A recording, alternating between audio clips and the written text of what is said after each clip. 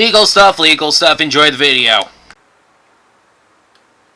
Oh yeah, it tastes way better than Kickstart. Let's get started on the next episode, shall we? But first, let's talk about the stuff I missed. Da da da! Wait.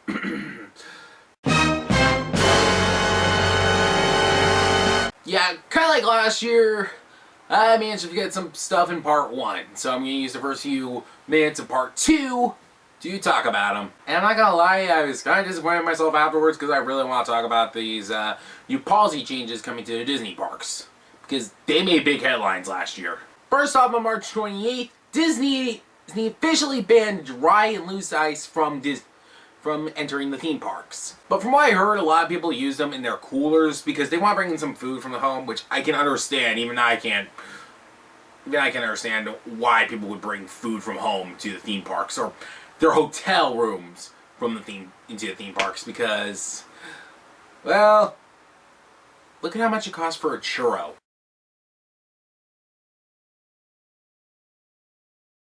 I mean, I think it's worth the money, but then there's penny pinchers who are going to Disney World, which makes me question, how the heck are they able to afford a Disney trip when they're penny pinching? Although now they highly recommend you use reusable ice packs, and before any of those weird people go, do you know how expensive reusable ice packs are? You can buy a 4-pack of them for $8 on Amazon. Also, you can literally make your own from the dollar store. All you need is some sponges, water, and plastic baggies. Basically, you suck the sponge in water, shove it in a baggie, throw it in the freezer, and boom, instant reusable ice pack. And when it gets too hot, you can just take a sponge out and dab it on your forehead. Also, since May 1st, 3 things are now prohibited from entering the theme parks: stroller wagons, gigantic strollers, and smoking/vaping. I'm gonna count them as both. I can totally understand that. I mean, those stroller wagons, they take up too much space. The same goes for multiple strollers. Now, strollers under 31 inches wide and 52 inches long, or this in the metric system, I'm not 100% sure, I'm a stupid American and we don't know the metric system. Those are allowed through the gates. Anything bigger than that, including those stroller wagons, yeah, those are no longer allowed. And this is probably the childless millennial in me saying this, and I'm technically not a millennial. I'm technically a Gen Zer.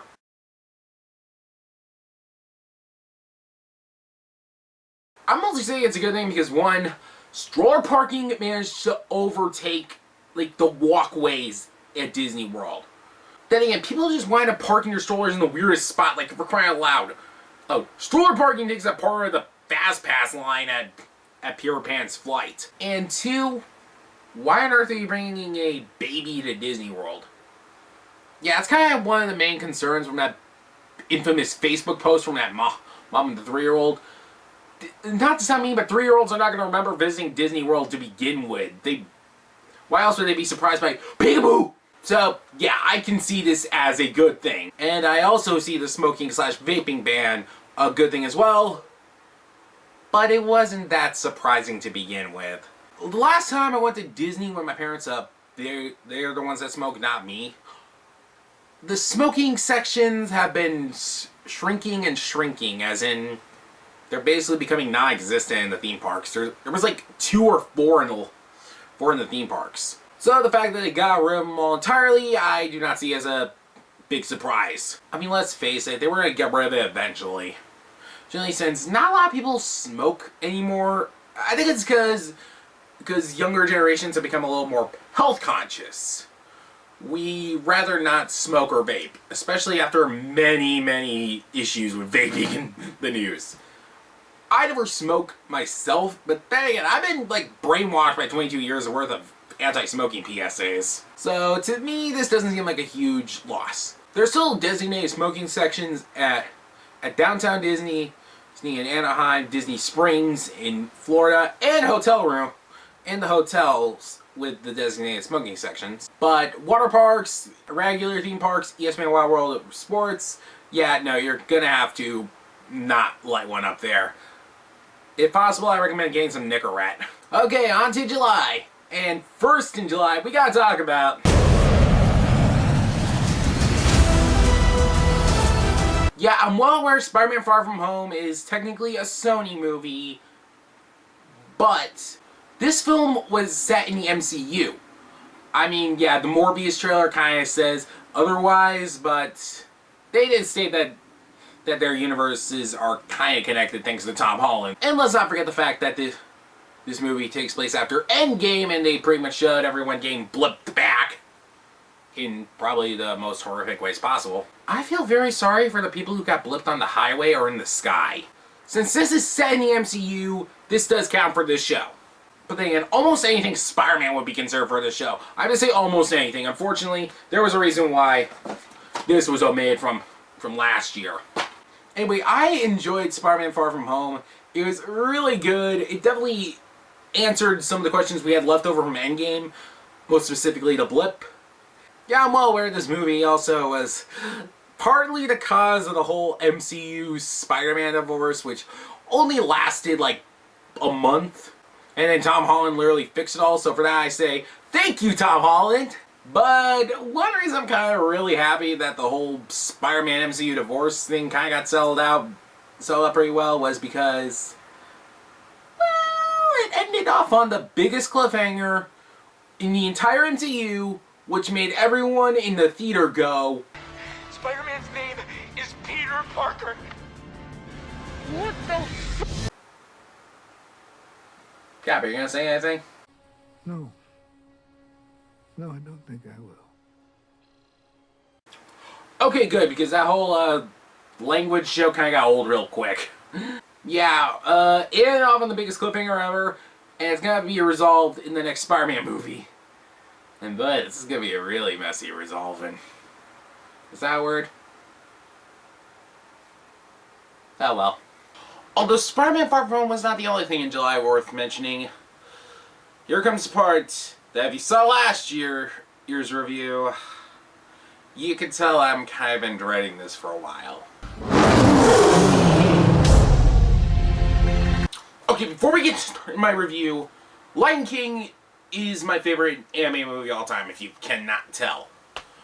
I consider it to be the Keanu of animated movies. Why? Because it is breathtaking. You're breathtaking. You're breathtaking. You're all breathtaking. Sorry, I just really wanted to use another Keanu meme, okay? When they announced this, well, I think I kind of made it clear last year when I said this. I'm sorry if I sound crazy like this, but for the love of God, please don't suck, please don't suck, please don't suck, please don't suck, please don't suck, please don't suck, please don't suck, please don't suck, please don't suck. Water.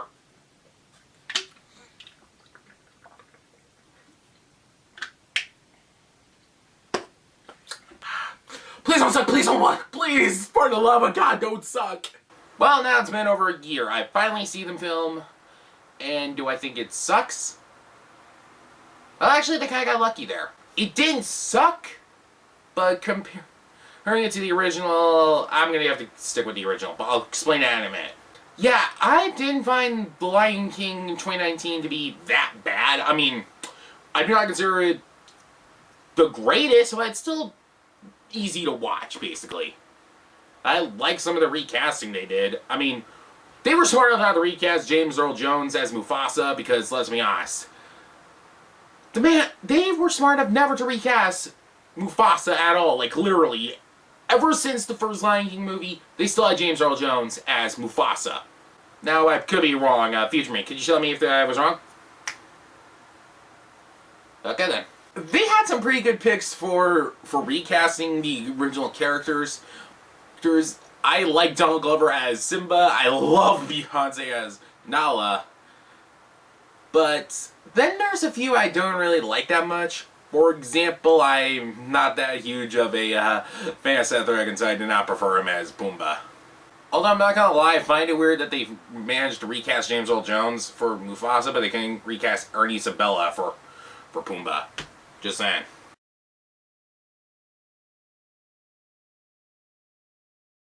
Yeah, like Mufasa, they did not recast Pumbaa ever. They recast Timon, but then again, you know how expensive Nathan Lane is. But now comes the moment of truth. Even though I prefer some of the recasting, do I prefer this over the original? No, unfortunately, not Beyonce can make me choose this over the original. Sorry, Queen Bee. In fact, that's kind of how I feel about all the remakes this past year. No matter what you do, I'm still going to prefer the original. that's pretty much my take on remakes in general. I mean, the only one that I personally heard good things about was The Jungle Book. I have yet to see it. Does that make me a bad person? Okay, good. Basically, what I think about the live-action remakes, no matter what you do, I'm still gonna prefer the originals no matter what. You make Hermione Belle, I'm still gonna prefer Paige O'Hara. You make Christopher Robin adult, I'm still gonna prefer him as a kid. You make Will Smith the genie, I'm still gonna prefer Robin Williams. And of course, you make Lion King in like photorealistic CGI, I'm still gonna prefer 2D hand-drawn animation. That's gonna be my thing. Like, no matter what they're gonna do, you're still gonna prefer the originals to begin with. I mean, you can complain about Halle Bailey, not Halle Berry, Halle Bailey, completely different people as Ariel in a live-action Little Mermaid remake. I'm just gonna tell you this right now. You're still gonna prefer Joey Benson no matter what. You can complain all you want, but just remember, we still have the original movies to watch all the time. The originals aren't going anywhere. They're still gonna be available no matter what format you watch it on. Through streaming, through the Amazon store, through whatever. It's still gonna be there no matter what. They're not fully replacing these movies. No matter what you remake, you're still gonna prefer the original no matter what. Okay, now for August. Now, August I kind of made a little easy-ish for me. I already talked about Descendants 3, which you can watch up here. I also talked about the D23 Expo twice, so both videos will be up there as well. So let's talk. So with that out of the way, I think it's best to talk about. Oh wait, hold on. I think something else happened in August. Oh yeah, apparently Canada closed in Epcot.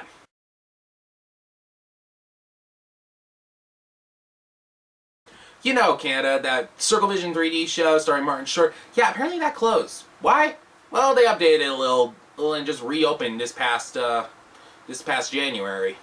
Recalled Canada Far and Wide. It's slightly different. There's no actual footage of the narrators, but they replaced one of my favorite Canadians with two of my favorite Canadians. They replaced Martin Short with Catherine O'Hara and Eugene Levy. So, yeah, it was kind of not that important. But, you know what? I've been holding this off long enough. Galaxy's Edge, people. So, Star Wars Galaxy's Edge finally opened after being announced 4 years ago, and did it live up to the hype? Well, yes and no. You see, not so long after the land opened, at Disneyland at least, attendance pretty much dropped. But that's because of blackout dates and the fact that more people were going to go to the one in Florida anyway, so why bother? Plus, it didn't help that the Rise of the Resistance Rise wasn't going to open until later on. But because of the fact that no one showed up, Star Wars fans pretty much labeled it as, well, you know, I can use this meme right now. It's a flop! Guys, it was not a flop.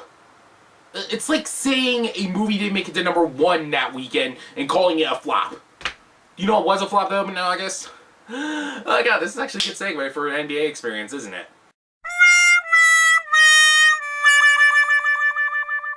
Yeah, the NBA experience apparently opened on August 12th, my 22nd birthday, and it was immediately...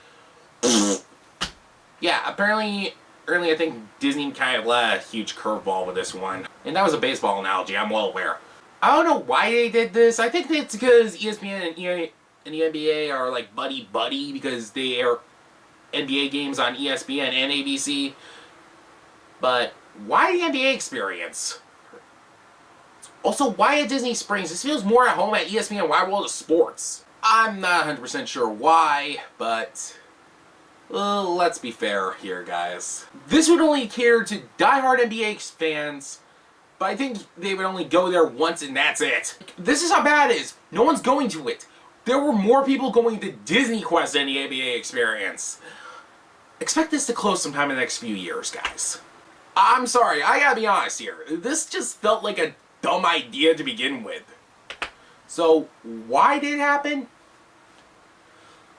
Honestly, I don't know. This just happened. I'm not gonna be surprised if this closed in a few years because... when you go to Disney World, why are you going to downtown Disney for like the whole day? I mean, yeah, you could go for the whole day, but come on, there's actual parks there. Disney Springs is more alive at night. That's why there's more people at night there. Plus, was this really worth losing Disney Quest? No. At this point, I'd rather have Disney Quest back. I never thought I'd ever say those words ever again because Disney Quest got boring in its last few years of life.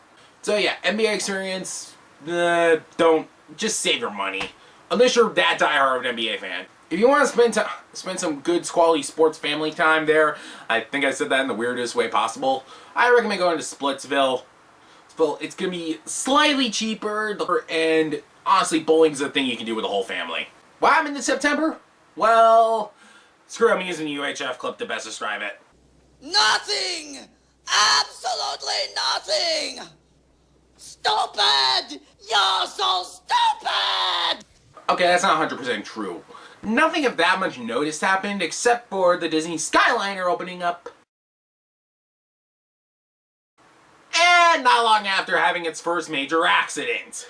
Yeah, no joke, by the end of its first week in operation, it had its first major accident, a bunch of gondolas. No one got hurt though. Kind of collided into each other. I think it was just like a gear mishap or something. It's best described everywhere else. Remember, I'm not a reliable news source. I'm gonna be honest, I didn't think it would take that long for the Skyliner to have its first major incident. I think somebody got fired that day, huh? Due to the fact that the Skyliner kind of had its first incident at the end of its first week of operation, and also the fact that a lot of people got stuck on the Skyliner between Epcot and the Skyliner station, I would say, yeah, I don't think a lot of people are going to want to be using the Skyliner. Or maybe they will, because, let's be honest, you try walking everywhere at Disney World. It's a pain in the legs. Then in October, we had this. I did not care to see it because I just don't care for a sequel to a remake. So, why bother watching it? Plus, I never really liked the first Maleficent movie. Okay, and on to November, where, before we get into the big party in November, we gotta talk about this small party. You know, it's funny, not that long ago I talked about Little Mermaid, and now I'm talking about Little Mermaid Live, this was sort of Disney's answer to that weird trend going on where TV stations, mainly NBC and Fox, basically take live versions of Broadway shows and put them out with, like, some major celebrities. You know what I'm talking about. You know, Sound Music Live, The Wiz Live, Rent Live, Grease Live, that's all I can think of off the top of my head. I'm actually kind of surprised it took Disney this long to do it, but this is not what you think. They basically had the movie airing on gigantic screens, and in between the movie, they had musical performances done by these awesome people.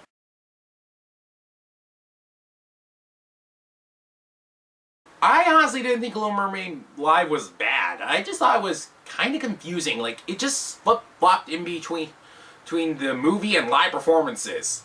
Also, they threw in a few songs from the Broadway musical because at one point they showed Ariel singing, and it was during the time when Ariel had no voice. That made Twitter very, very, very, very, very, very, very, very, very, very, very, very, very, very, very confused. But do I consider this bad? No, I actually consider it to be a nifty little experiment. I wish Disney does this more with other films. I don't know what they're going to do next with this kind of formula, but in my opinion, they should do this instead of the live-action remakes. Honestly, I kind of want to think about what other movies they can do. Anyway, before I go more into singing, let's talk about the big release in November. That's right, after years of waiting from the Disflix fiasco in 2017 up until now, Disney Plus is officially a thing. Now, much like my D23 video, I'm going to be giving like 1-sentence descriptions of some of the stuff I managed to watch on Disney Plus. That's when it started coming out on week 1. I thought it was pretty cute, and those dogs are incredibly adorable, oh my gosh. Although, one more thing, they had to cut out that iconic kissing scene, but it's kind of hard to make actual dogs do it, so. I managed to predict this movie's ending halfway through watching it. It was okay, but the fact that you made me predict the ending of its movie halfway through just shows that this was not a huge labor of love.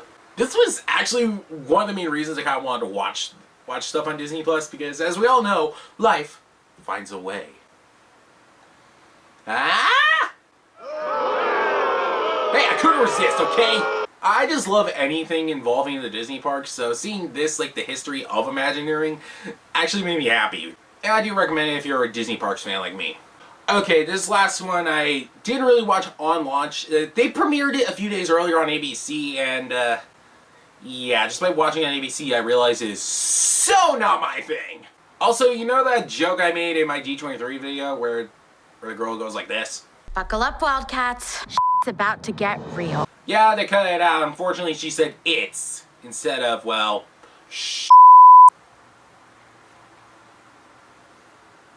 Oh, you were serious. Okay then. So, yeah, not my kind of thing. And of course, last but not least, I don't want to say anything because I just want to show you this. Aww. Although, not that long after launch, there were some things to criticize about Disney Plus. Mainly the fact that a lot of the 90s cartoons got stretched into widescreen, including The Simpsons, but for The Simpsons, that was the thing for the past 5 years when it was on FXX, so to me that didn't really seem like a big deal. But for the other shows, yeah, I have no idea why that happened. Gravity Falls, which you guys already know I'm obsessed with, that had some complaints from the creator Alex Hirsch because apparently Stan's cap was censored out. I found this out afterwards, but apparently they used the Southeast Asian cuts of the episodes, and in Southeast Asia, Stan's fez has been censored out because it kind of resembles an Arabic symbol. Kind of makes sense. It's why in Southeast Asia, but why did it show up here in America? I'm guessing it was the best one available. Plus, recently I heard from an interview that he basically had to change the Stan symbol because he didn't want to get sued by the Shriners. That makes sense. I mean, have you seen Stan? He's the anti-Shriner.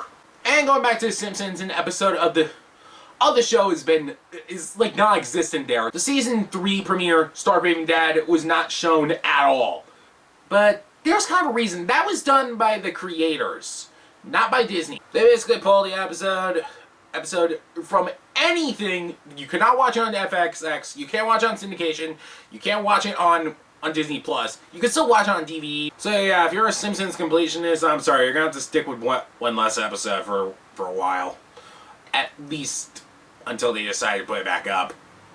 Although with the internet nowadays, I don't think it's ever gonna happen, so better stick with the DVD then. And another thing I gotta mention about Disney Plus, they had a lot of movies not even Disney fans know. I mean, there's some omissions that were missing. Like, a lot of the One Saturday Morning cartoons aren't on there, including House of Mouse. A bunch of the early Disney Channel shows aren't on there. And of course, all of 2018's films are not on there, but that's because that's still on Netflix. So that last one gets a pass for me. But it is kind of weird that they pretty much don't have those, but yet they were giving up enough love to Biscuit Eater, Candle Shoe, and The Secret of the Magic Gourd.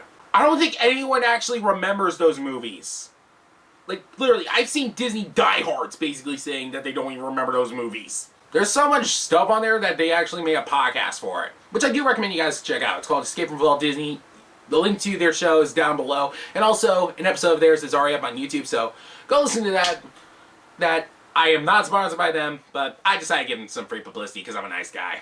But, what do I think of Disney Plus? It's actually really good. I've been watching it a lot more than Netflix recently, but then again, I don't really watch a lot of Netflix originals to begin with. I mean, there's some stuff on there I watch, but unfortunately, there's only like 3 shows I actually care about. Now, 2 now that BoJack Horseman's over. So, right now, most of my time and energy is going to Disney Plus. I've been watching Disney Plus a lot lately.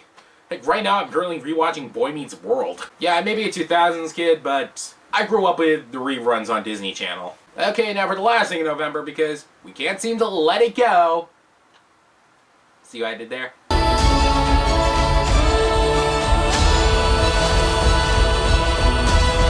I'm gonna have to be honest, I couldn't see it before I got a chance to film this episode. I've been able to see it in theaters because I don't really live right next door to a movie theater. Although that would make my life a hell of a lot easier. I'm just gonna have to wait till the movie comes out on Blu-ray at the end of the month. Also, if this video takes forever for me to release, I'm just gonna throw in a clip of me talking about Frozen 2 right now.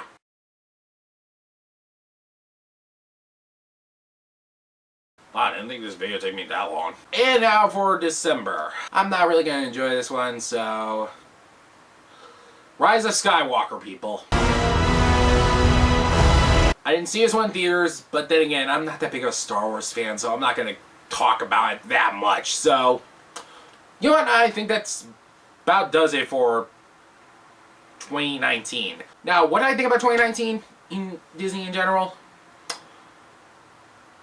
Somebody tells me this kind of felt like a weird filler-ish year. A lot of the movies Disney released were filler. A lot of stuff at the theme parks that opened up were just stuff you go to because, let's be honest, you're going to be stuck waiting for Galaxy's Edge anyway, so why bother waiting in line for Galaxy's Edge or whatever. And of course, they were mainly banking off Disney Plus, which after Mandalorian Season 1 ended, a lot of people left the service.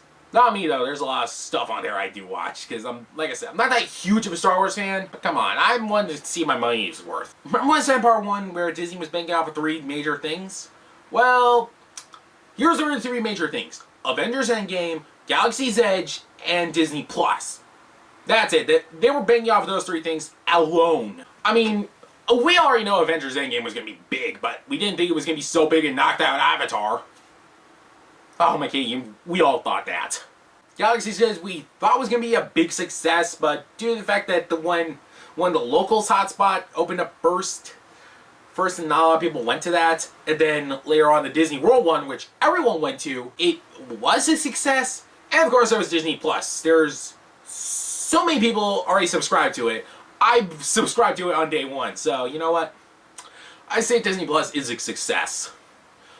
Unless you're a diehard Star Wars fan and only care about Mandalorian, in that case, please get out! Bad enough you ruined the Star Wars fandom for everyone else. All the movies that were released were either a sequel or a remake, with the only exception being Captain Marvel. I kind of consider Captain Marvel to be the gray area of the 2019 film releases. Because while it's the only original one, it's set in the MCU, and it's based off a comic book. But it's not a sequel or a remake, so it counts as the original film for this year. Most of the original films that were released were only released on Disney Plus. Like Noelle was their major original release. Next to Togo, but I have yet to watch Togo on Disney Plus. And of course there was only like one major animated series that came out in 2019, which was Amphibia. They had to wait until 2020 for the Owl House. Okay, now comes the part of the video that you're probably wondering, where did that stag come from? Why are you wearing a different shirt and a different outer shirt? Well, it's simple really. When I filmed it originally, I screwed up so badly that I forgot stuff, and since I am so damn behind on this video, to the point where I'm recording it on February 20th, 2020, I mean, you see what these videos do to me? Basically, what I'm saying is, the year in review specials always make me go nuts, to the point where I mind up forgetting stuff, because I have to remember 12 months worth of Disney stuff. And I'm going to be honest with you guys, I don't tend to see every movie immediately when it comes out, so I can't really review it that right then and there. I was honest throughout pretty much October until December that I didn't really see any of those movies, and heck, by the time this video comes out, I may have already saw Frozen 2 on Blu-ray. And for all I know, this video would have come out in March, on the first day of March, so yeah, sorry it took forever. Long story short, I'm saying about my tweet, guys. I'm not doing another year review special next year. I'm sorry, but you know what? In my opinion, I think I should be using January and February for, you know, more normal videos, not year in review special, since, like I said, I don't really go to the movies that often. I do not live, like, right next door to a Disney park. Like, seriously, I'm like 2,000 miles away from Disney World, so unfortunately, I can't really just walk there. I mean, I could, but it would take this long. And trust me, it ain't worth walking almost a month, I think? I don't know how long that is. Math! And since the video has been taking this long, I figured why not talk about some of the stuff that's coming out in 2020 / stuff that's already came out by now. First off, for movies, there's all this.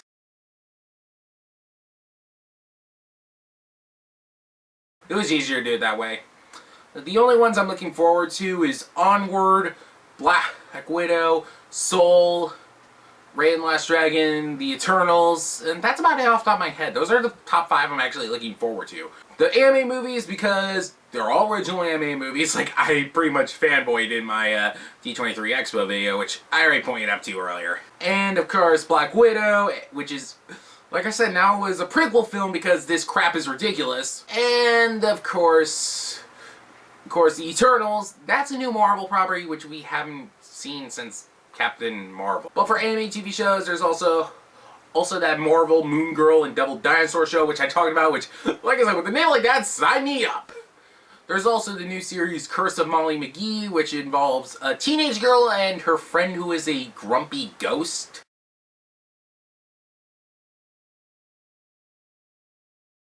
I wish I was making that up. And of course the newest one, which is The Owl House, which it is actually really good. It's been out for a little while. I can give you my full opinion on it. It's pretty good. I do recommend it. And of course Avengers Campus will be opening up in DCA. And if you know me, I've been talking about Avengers Campus since practically day one. So right now it doesn't really surprise me that I am still talking about Avengers in Disney parks. About this many episodes later. What have I been doing with this year, man? So, yeah, that's pretty much about 2019 in general.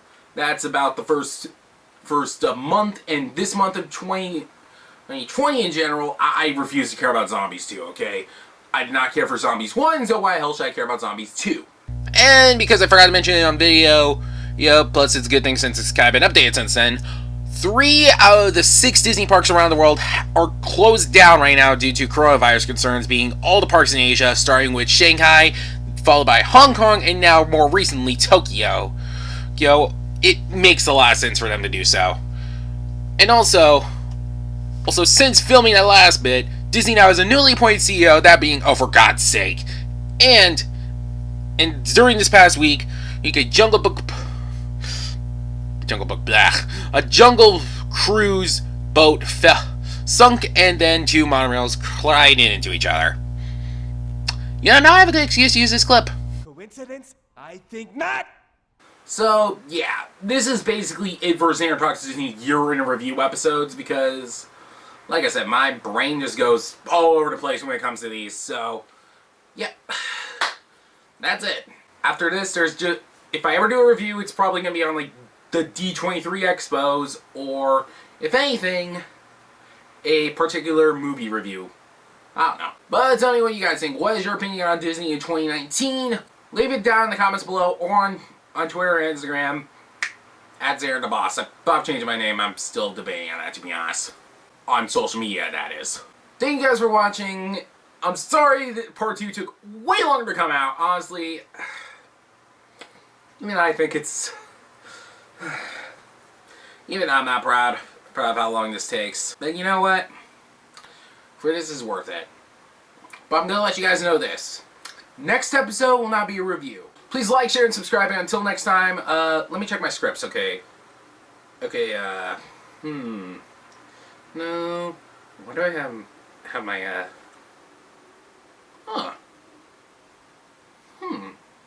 This idea could actually work.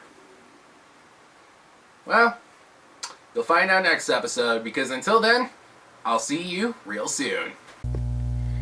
Hey everybody, sorry this video took forever to come out. I'm having a hard time making it. It also didn't help that filming it was like a disaster for me. If you saw my Twitter feed, I basically announced that this is going to be the last time I ever do a year in review special. Probably for the best, because I honestly don't enjoy making these. Other videos I do, but year in review specials, since I don't really go out to the movies all the time, I think I already mentioned it, I don't really go out to the movies, I don't live near a Disney park, so it was just easier to not do these anymore. Next video will be completely different, trust me. Until next time guys, I'll see you real soon. I already told you that, but I like saying it again, alright?